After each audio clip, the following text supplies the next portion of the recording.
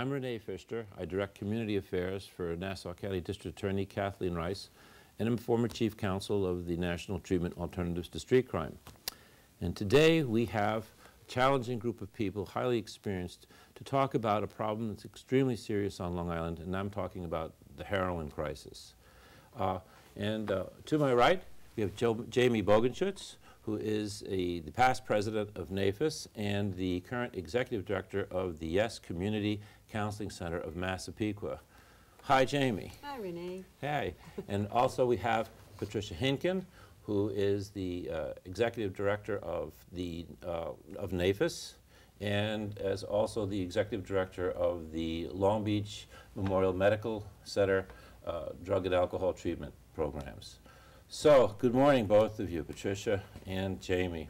Thank you. First of all, what is NAFIS, Patricia?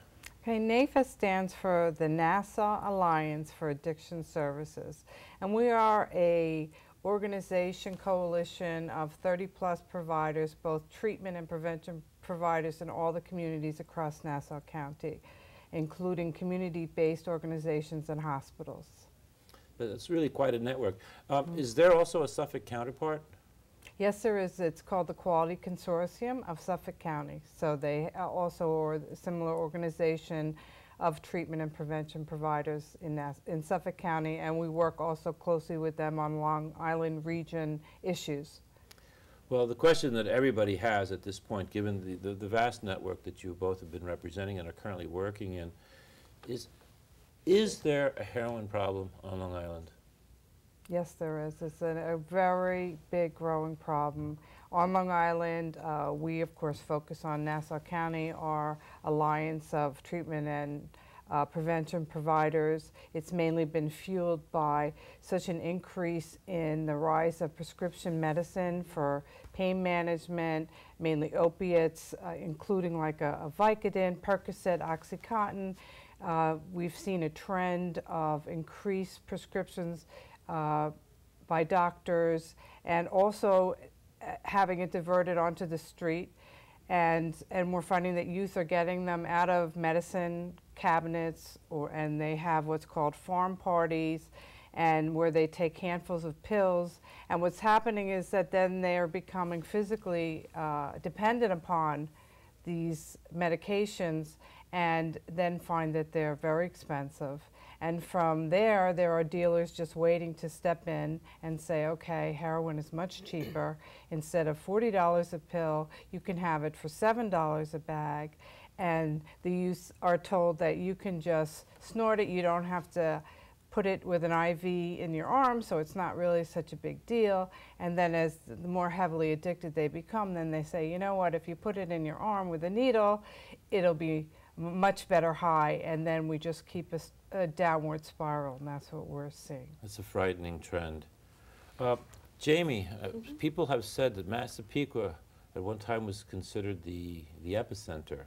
Is that true, and what are you seeing? Well, I certainly think that the southeastern corridor of Nassau County was really heavily affected by heroin use, and I think we came into the forefront of the headlines when we had the deaths of many young people. And you know, I think the community at large, not just the southeastern corridor, but I think the community at large was just so surprised that a drug like heroin could actually be in, you know, middle upper class communities, because that's just not the perception of this drug. You know, I think when we think about heroin, the common perception is that, you know, there are these, you know, these derelict looking like people who have, you know, needles dragging out of their arms, who are just, you know, doing awful, horrible things. And the reality was that we had these terrific young people who were vibrant, who made some really poor choices and died. And I think that shocked the community at large. And Jamie, again, are you seeing larger numbers at this point? Are we winning at all? You know, it's a tough question, because I think what we're seeing in our community, and I think this is probably common amongst most of our treatment providers, is that it's not that we're seeing this tremendous emergence of heroin users. We're seeing more kids And we continue to see more kids who really are coming in around issues of alcohol and marijuana use. And that's how they get to us most times initially, unless, of course, their use has, you know, in the community has really just been so long and so protracted that they're getting to us when they already have a pretty significant prescription pill history and heroin use. But heroin, you know, again, we're not getting those kids as heroin users. Very often we're getting the kid, you know, we're getting young adults, that 18 to 25 range. And prescription pills are really the biggest issue of concern for most of us in our, you know, in the system. You know, you just raised the issue of prescription pills, so I think that might be a good segue. You know, Patricia, Patty, you've been very much concerned about the prescription pills and some of the needs for changes in legislation. What have you observed as a problem with prescription pills? Well, one of the issues is that people begin taking it under a physician's care. Oftentimes they are getting multiple sources of the medication, and we find as we're working with a patient that we have to look at where are all the pills coming from, what medical uses are they. Often doctors don't know about each other. Sometimes they're crushing and snorting their pills.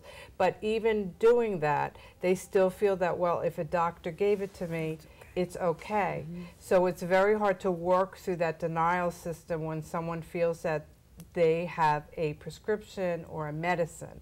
So that is one of the obstacles. Once they start using heroin, then it's a little bit more difficult for them to maintain, you know, that denial system.